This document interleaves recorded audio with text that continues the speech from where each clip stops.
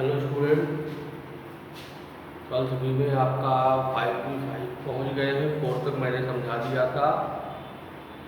5P5 के अंतर्गत आपको फंक्शन के अंदर अगर फंक्शन मिले, ऐसे प्रश्नों का डिफरेंशिएशन सीखना है, जिसके कुछ एग्जांपल्स, कुछ क्वेश्चन हम लोग देखते हैं और उससे स्टडी करते हैं। जैसे एक फंक्शन दिया जाए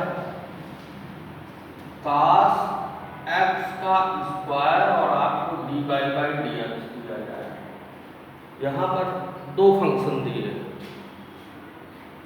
एक अकेले cos x फंक्शन है और दूसरा x स्क्वायर है। तो हम इसको बारी बारी से डिफ्रेंशिएट करेंगे। पहले डिटेल मेथड देखते हैं। जब फंक्शन के बारे में आप जान जाएंगे तो डायरेक्ट भी कर सकते हैं। तो डिटेल ये है, एक फंक्शन को हम हटाते हैं।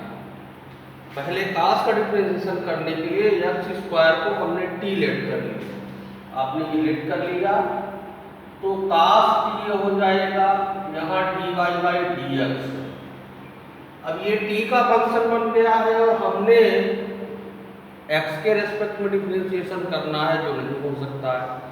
कांस्टेंट मानकर इसका डिफरेंशिएशन 0 भी हम नहीं कर सकते, इसलिए इसको मैनेज करते हैं। dy/dt लिखते हैं और cos t लिखते हैं और dt/dx।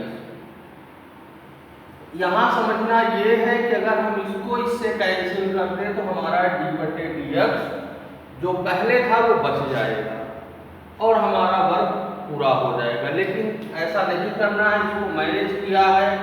पहले हम cos t का t के रेस्पेक्ट में डिफरेंशिएशन करेंगे और ये आएगा -sin। साथ ही साथ dt/dx हम अगर t का मान वापस कर दें तो -sin t है और dy/dx t की मान वापस कर रहे हैं, यहाँ भी वापस कर दीजिए और यहाँ देखिए t का मान हमने x स्क्वायर यहाँ वापस कर दिया, t का मान x स्क्वायर यहाँ। इसका ये डिफरेंशिएशन हो चुका है और इस x स्क्वायर का डिफरेंशिएशन होता है 2x -2x sin x का स्क्वायर। ये डिटेल मेथड है, इसको हम डायरेक्ट भी कर सकते थे। cos x स्क्वायर था dy/dx है, डायरेक्ट भी समझने का प्रयास करेंगे। cos x स्क्वायर, पहले cos का अवकलन करते हैं -sin x। हम केवल cos का डिफरेंशिएशन कर रहे हैं, x स्क्वायर में कोई चेंजिंग नहीं कर रहे हैं। तो cos का -sin होता है, यहाँ x स्क्वायर था रख दिया है। क्योंकि हम ये बता चुके हैं ये दो फंक्शन है, अभी x स्क्वायर का डिफरेंशिएशन बकाया है जो अगली लाइन में कर लेंगे। x स्क्वायर का डिफरेंशिएशन 2x हो गया, 2x sin x। ये शॉर्टकट तरीका है। जब फंक्शन के अंदर फंक्शन का डिफरेंशिएशन हम समझ जाते हैं तो हम चाहे दो फंक्शन हो अंदर या 3 हो या 4 हो, हमें पहले ये बात कंफर्म हो जानी चाहिए दिमाग में कि जितने भी फंक्शन के फंक्शन हैं उन सभी का मल्टीप्लाई में डिफरेंशिएशन होता चला जाएगा। मैंने cos का कर लिया, x स्क्वायर का मल्टीप्लाई में लिखा है, अगली बार इसका कर लिया। मतलब होल प्रोसेस हमारी ये कहती है cos का भी डिफरेंशिएशन होगा और x स्क्वायर का भी होगा। और एक आध क्वेश्चन देख लेते हैं। ये नंबर 1 था आपका। जैसे हमारे पास sin क्यूब x, एक फंक्शन है dy/dx करना है sin क्यूब x।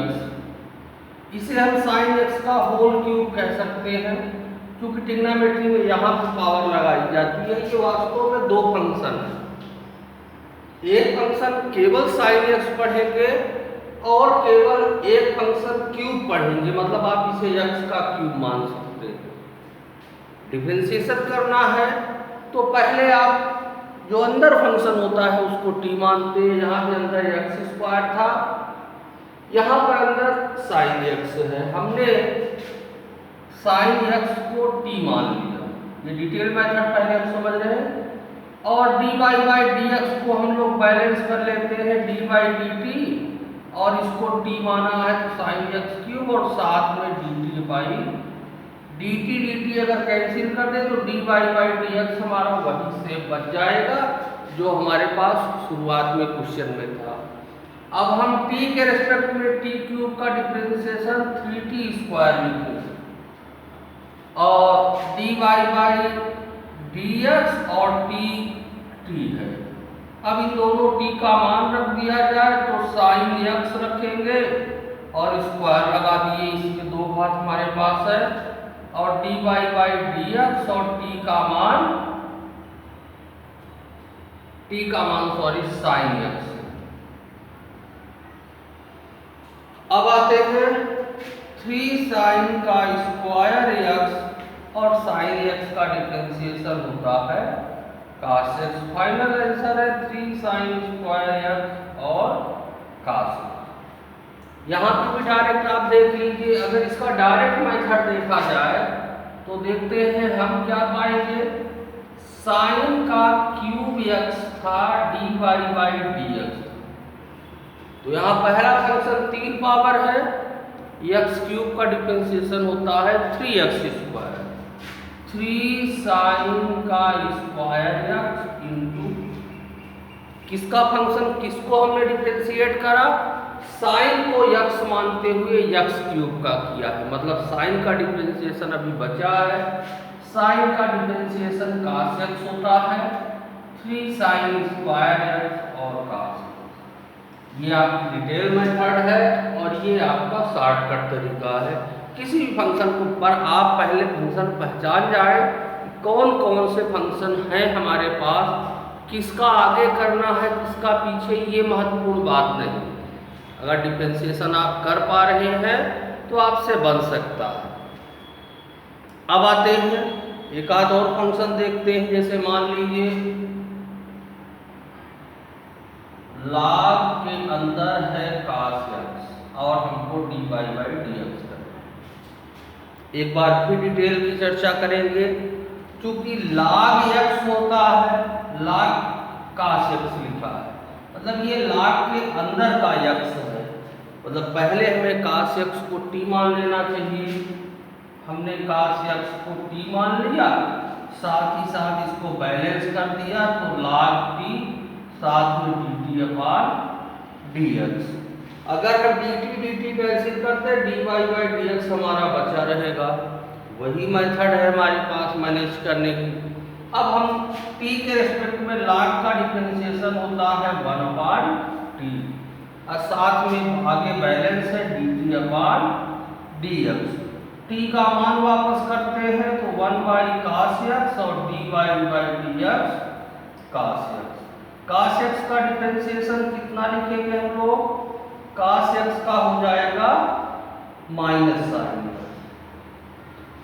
साइन अपान cos tan हो जाएगा और आपका सिंप्लीफाइड फॉर्म में आंसर दिया जाता है। डायरेक्ट अगर इसको हम लोग देखना चाहें तो डायरेक्ट देख लेते हैं और इजी दिखेगा।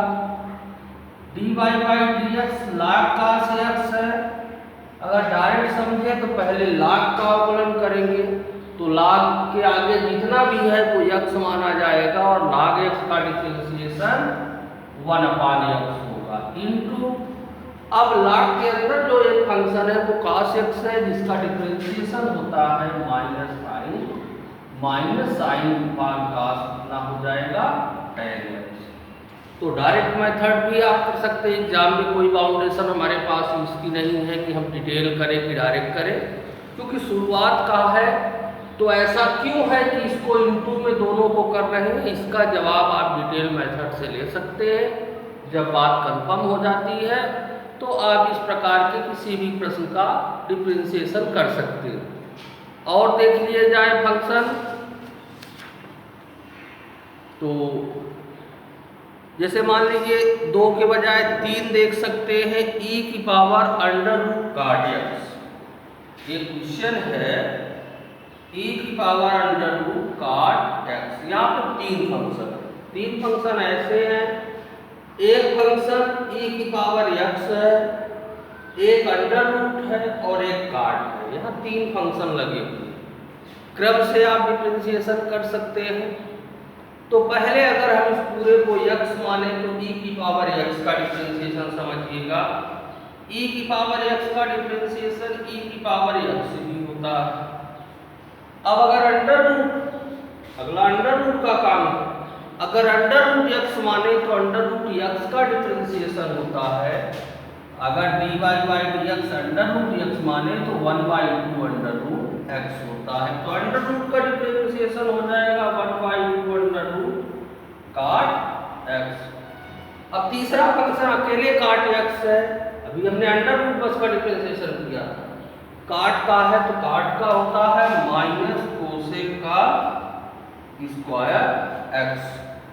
कुछ ट्रिग्नोमेट्री कैंसिल नहीं होनी है, इसलिए आप माइनस कोसेक का स्क्वायर x e की power under root cot x upon 2 under root cot x, ये फाइनल आंसर है सर। इस प्रकार अगर फंक्शन के अंदर फंक्शन मिलता है तो आप उनका डिफरेंशिएशन कर पाएंगे।